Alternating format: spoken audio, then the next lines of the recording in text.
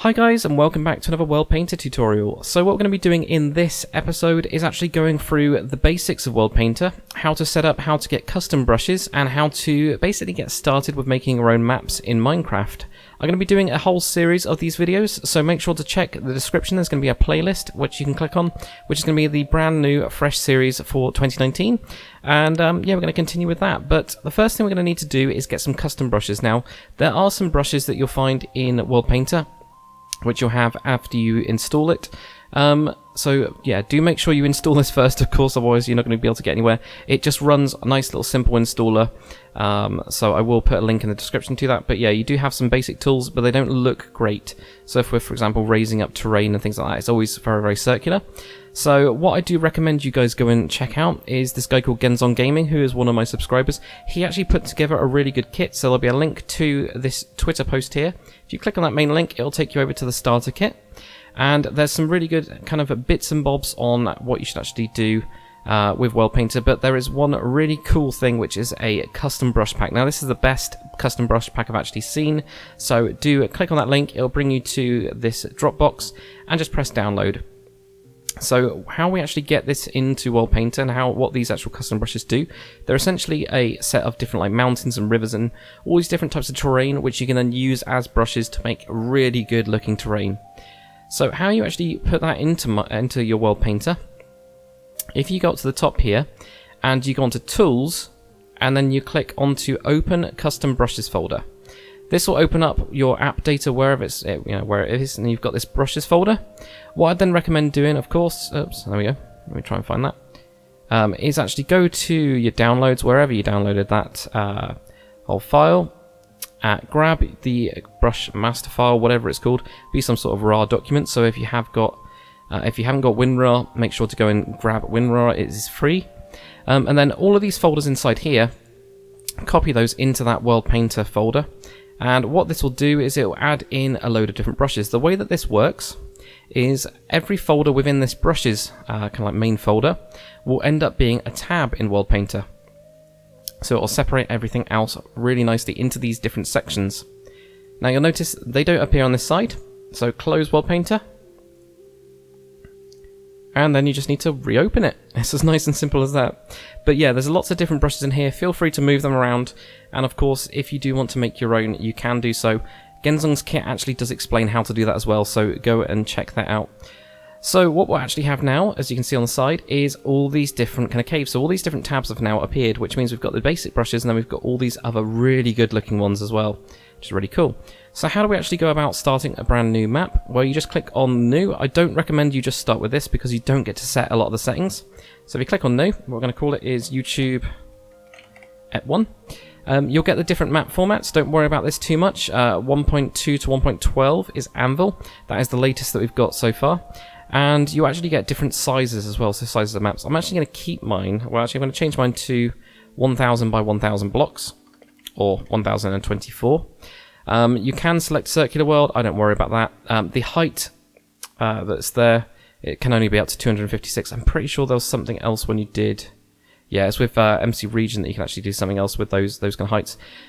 You'll get a nice little thing here that says edge to edge walking time, really good. So that's 4 minutes to walk from either side.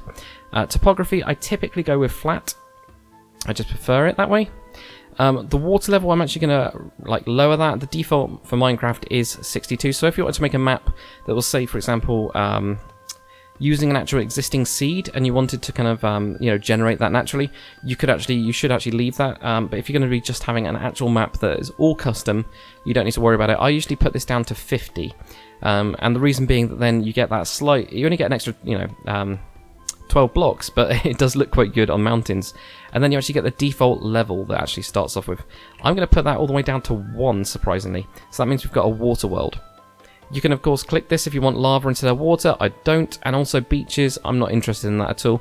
What will happen with beaches, if you go up to, for example, 51, I think it is. Probably about 51. If you go up to about 51, you'll get this kind of interesting looking pattern. This is it trying to be quite natural with the terrain. It works more, or works a lot better on hilly kind of settings here. So if we go down to, let's go down to 49, you might be able to see this. We're going to have to go down a lot lower than that. There we go. So you'll start to get these kind of natural beaches looking. We're going to be painting our own, so don't need to worry about that at all. So let's go back to flat, put that down to 1. Got that on 50, and I'm just going to turn off beaches. I don't really like it that much. You'll then also get the surface material. This would be if it was out of the ground.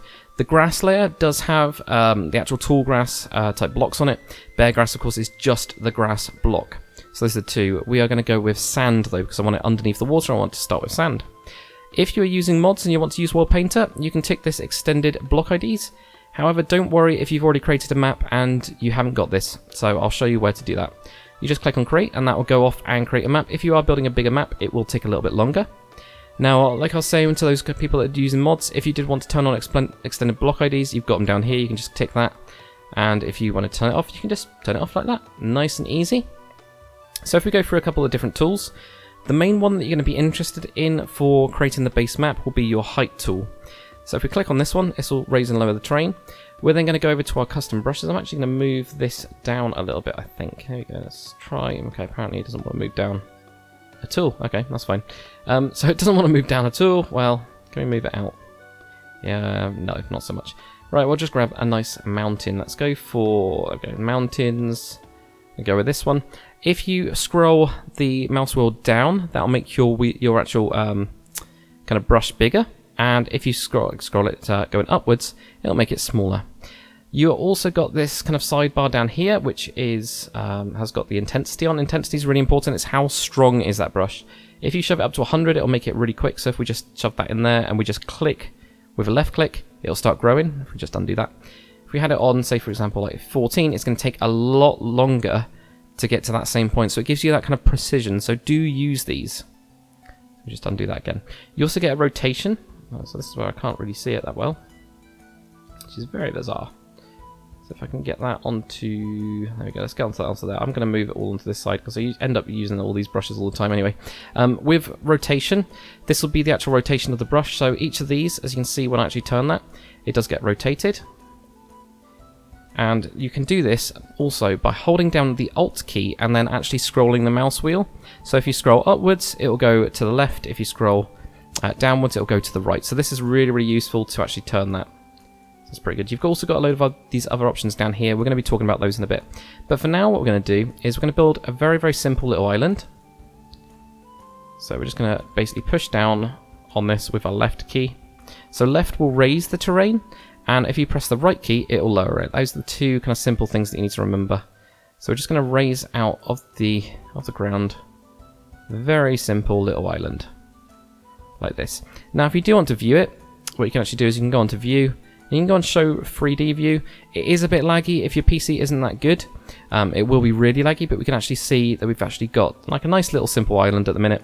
Really, really basic. You know, there's not loads going on to it. So let's just extend it out a little bit more. Maybe over here. Maybe we're going to extend it over on this side as well.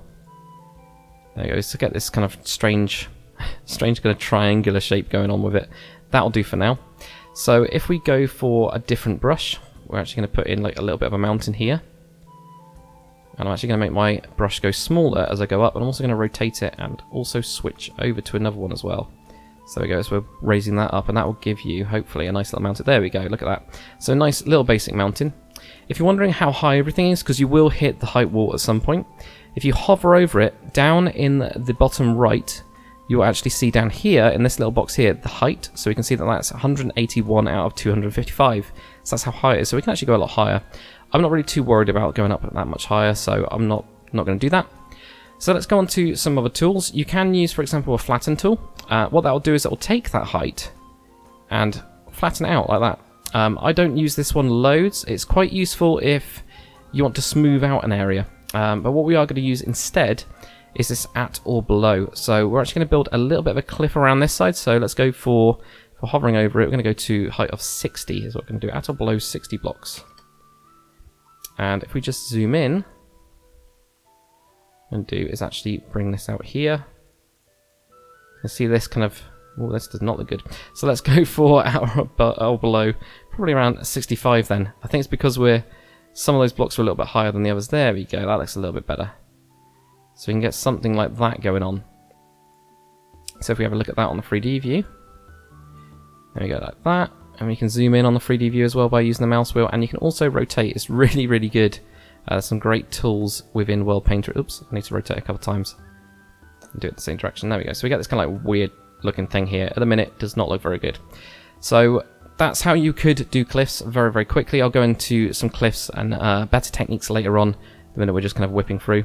What I would then recommend doing is getting some like other intensity and actually trying to smooth this out. And you can even use a smooth brush as well. There is a smooth brush to get rid of these kind of harsh lines we've actually got going on as well. So that's really, really useful. So we've got that kind of like little bit there. But again, this is a very basic video in order to teach you just the fundamentals of how to actually do these kind of things. So you're probably wondering, okay, we've got a sandy map. Well, I don't really like sand. I want something else. So how do we actually go about painting things? How do we make the terrain different? Because it's just a big blob of sand. That's nice and easy. Down on this side here, you'll have a terrain kind of like tab. And you can actually click on this. You can go on to, say, grass with the flowers. And we can even do, again, these at or above. So if we go at or above, and we actually said 50 blocks was going to be our base. So let's go for 53 blocks. Let's do a really high intensity. You, again, do get some brushes on this as well. So that's the wrong one. There we go. Go on to, there we go. Go on to your pencil, sorry. Go on to pencil. Then click on that one, and then go on to this at or above 53. There we go. And then you'll actually get to put this down. You can just drag with your left click to get everything going. And this is how you do it by hand if you wanted to paint everything by hand. But at least that gives us a nice kind of like look at everything going on. But you might actually want some stone. You want some more complicated type bits, and you could, again, if you wanted to, you could have, for example, if we find a gravel block. Okay, gravel, granite, cobblestone, mossy cobblestone, gravel. There we go. So is that, what's that? Gravel. Yeah, it's just normal gravel. You can actually do above certain degrees. So if we go above 35 degrees for gravel and whack that intensity up. Oops, there we go. I'm going to go for a really, really strong brush as well, like this one. You can actually put that in. Now that would be underwater as well, I just realised. So you might not want that, but again, you can mix and match these. So you can have at or above 53, or let's go for 50. There we go. So you can put that in as well. So that will give you some gravel, and then you might be, okay, well, I want to also do above 45 degrees, and I'm going to go with just a basic mix of stone. So this is rock, like stone and cobblestone and everything. So that'll give you some nice rocky kind of bits to it. And you can do the same with snow layers as well. So what we're going to do is we're going to do some really, really bad snow layers. I'm going to be honest, it's going to be quite bad. So if you click on frost on this time, so you go to this layers tab here, you get frost. Then you can actually go on this spray can. Spray can's really, really good as well. So with our spray can, we're actually going to go with like a softer kind of one, like probably this one, linear circle here. And we're actually going to do below, this time, 45 degrees. Because snow, of course, is not going to stick to the highest peaks. And it's not going to be at or above 50, it's going to be at or above 150. Or actually even, let's go for 200. And what we'll do is we'll do this relatively strong. It doesn't seem to be doing a lot. Tool actually. Why is that not doing a lot? It might be because it's too soft.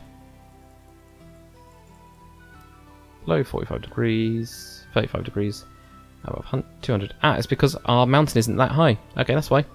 So yeah, maybe we will go with 150 then. Okay, let's go with that. There we go. Now we've got some brushed into it. We see some snow layers going on. That was quite strong though, that's the only thing. So if we actually turn the intensity down, there we go. You can see these like little bits of snow.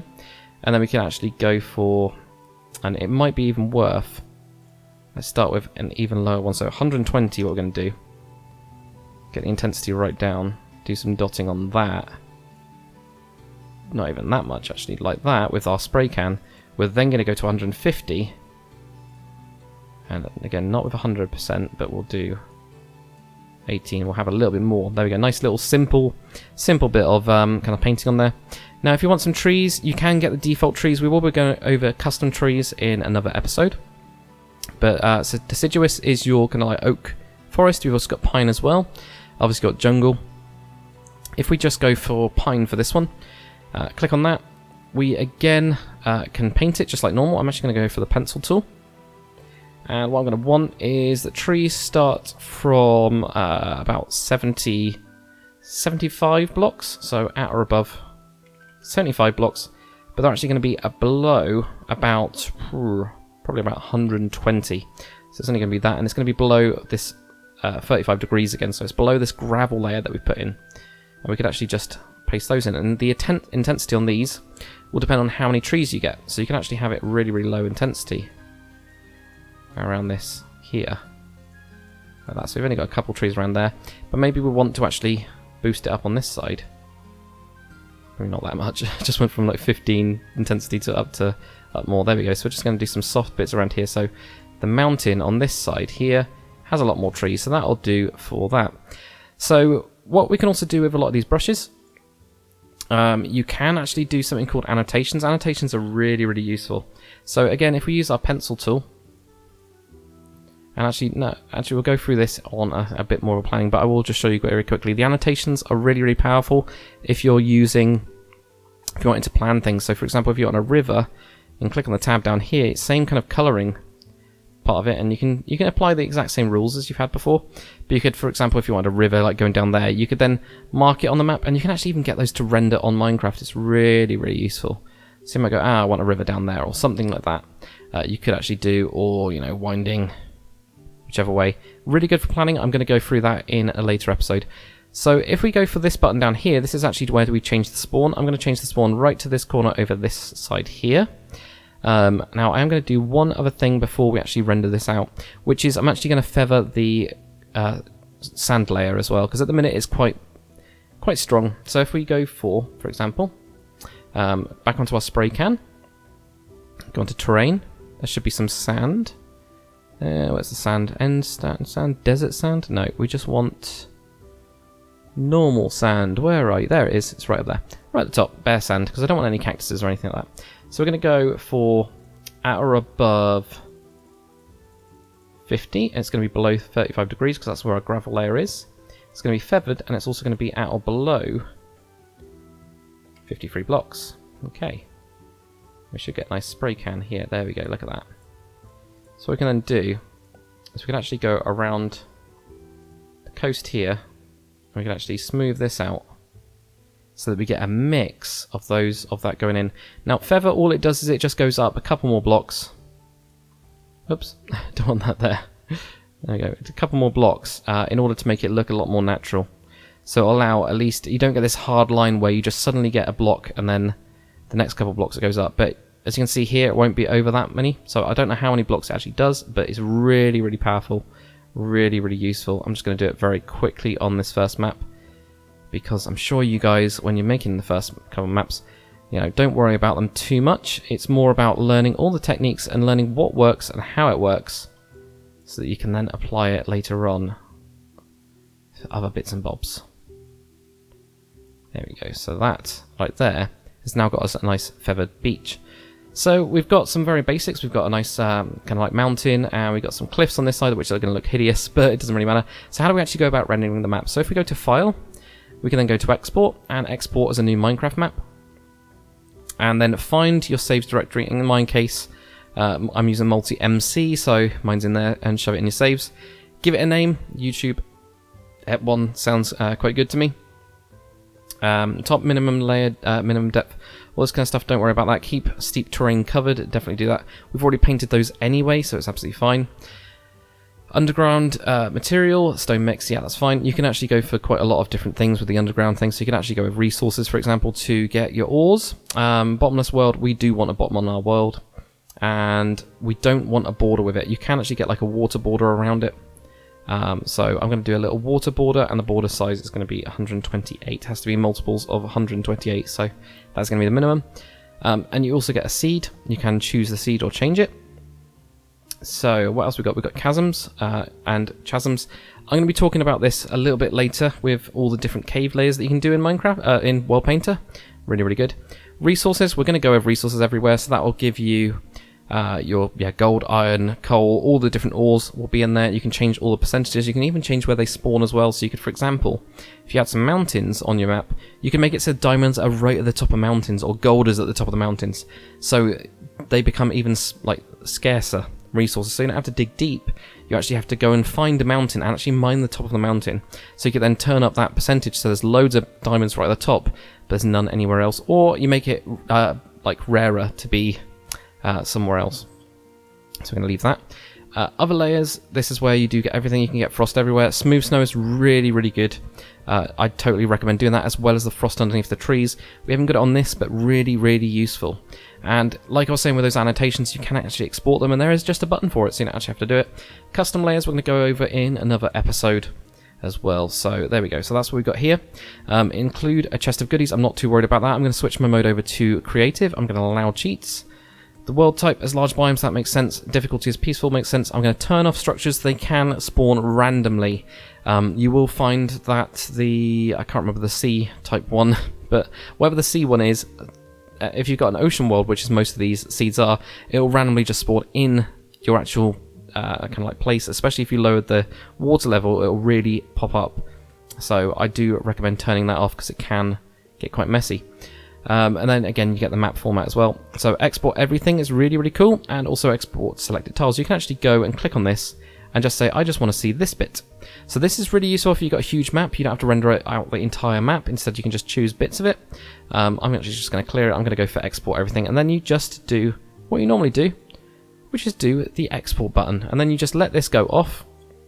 It won't take too long to actually build it. If you've got a big map, it can take a very long time, and if you've got complex layers, it will take a very long time. I think Yarrowin took about an hour and a half, which is the biggest map that I've made so far. But that was because it was huge. It was about 12 or 16,000 by 12,000 blocks. It was something of that size with a lot of different complex layers. So just let this render out, and then we're going to have a look. Now, testing your map is really important. It's probably one of the most important things to do, and that's just because you can actually then see what it actually looks like, and there's things that you'll see which won't show up in World Painter, or you won't see in World Painter, but as soon as you see it actually rendered out, you'll notice it. So it gives you like this nice like, exported type thing, and it tells you how big everything is, the map size, and all of that kind of stuff, and how many blocks it generates, which in this case is a lot. So a hell of a lot of blocks. So let's just do OK. I'm just going to go into Minecraft, go on to YouTube, EP1, the one that we just made. Just going to do Play World. And here we go, so we're right on the edge. I'm actually just going to very, very quickly just do times set and 6,000. And now we can have a look around at it. So here's our very, very simple map. Now, here's some actual biomes, which is something I didn't go over. I think I'll do another video specifically on biomes and how to make them look good. But we actually do have a forest. Because we've got these in here, it's naturally gone for, or it's auto-biomed these as a forest biome, so you get the different colours. So we fly over here. So this is only a 1,000 by 1,000 kind of like map, and you can see how big it is already. So remember, you're kind of like scaling. Everything will be huge. So over here we've got the trees, and remember we put more trees in the middle, which looks really good. And then we've got our very simple mountain. I'm not that keen on this kind of rock kind of terrain, but I'll show you very, very quickly how to make a custom layer in order to actually even replace that. So there we go. There's our mountain. It's not too bad for this size. It's very, very pointed. But I mean, you could actually make a nice little town here, and actually, yeah, build everything. So it'd be very, very nice, very, very simple. So yeah, there you go. You can explore the map. Let's go and have a look at those hideous cliffs that I did very, very quickly. I'm not going to be that happy with them at all. You can see how messy it is on the top here. It's very messy and very, very straight from here. But you get the kind of idea with using that tool.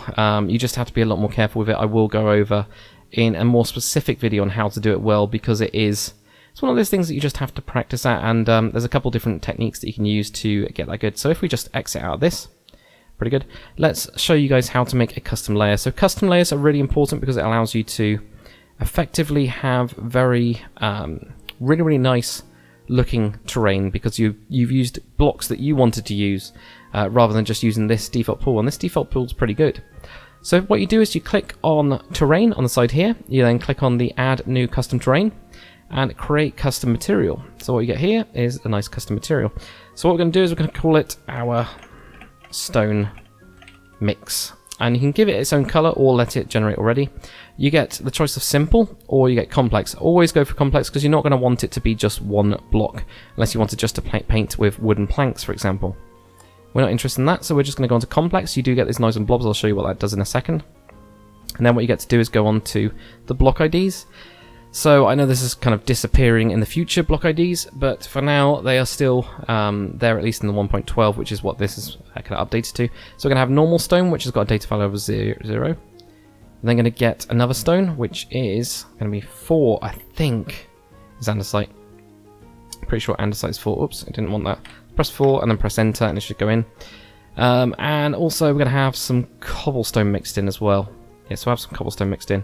What you'll get is like a little preview on the side here. You can go for blobs, for example, where it kind of groups them together, which is a bit more natural looking, I find, because I think noise...